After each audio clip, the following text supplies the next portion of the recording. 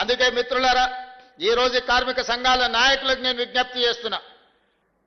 60 సంవత్సరాలు 16 మంది ముఖ్యమంత్రులు 72,000 కోట్ల రూపాయలు అప్పు చేస్తే ఒక వ్యక్తి, ఒక పార్టీ, ఒక కుటుంబం 10 సంవత్సరాలలో 7 లక్షల కోట్ల రూపాయలు అప్పు చేసింది.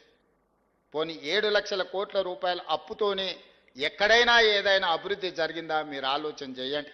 మీ కార్మికులకు ఏదైనా మేలు జరిగిందా? చనిపోయిన కార్మికుల పట్ల మానవత్వంతో ఎప్పుడైనా ఆలోచన చేసిండ్రా? ఆర్టీసీ కార్మికులు ఆనాడు ధర్నా చేసి ఆనాడు మీరు ఉద్యమం చేస్తే 50 మంది కార్మికులను పొట్టన పెట్టుకున్నారు, కానీ మీతోని మాట్లాడలేదు.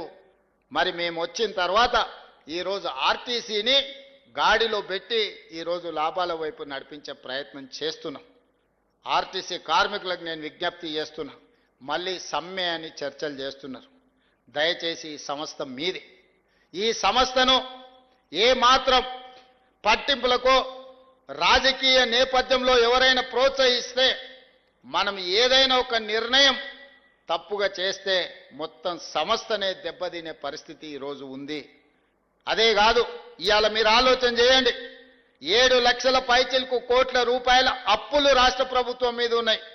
ఆయన 50,000 కోట్ల రూపాయల కాంట్రాక్టర్ల బిల్లులు పెండింగ్ పెట్టాడు. బొగ్గు సరఫరా చేసిన సింగరేణికి 20,000 కోట్ల రూపాయలు పెండింగ్ పెట్టాడు. అదేవిధంగా వ్యవసాయానికి ఉచిత విద్యుత్తు అందించిన విద్యుత్తు శాఖకు దాదాపుగా 25-30,000 కోట్ల రూపాయలు పెండింగ్ పెట్టాడు. ఇట్లా ఇంకొక 1,29,000 కోట్ల రూపాయలు వివిధ సంస్థలకు బకాయిలు పెట్టిండు.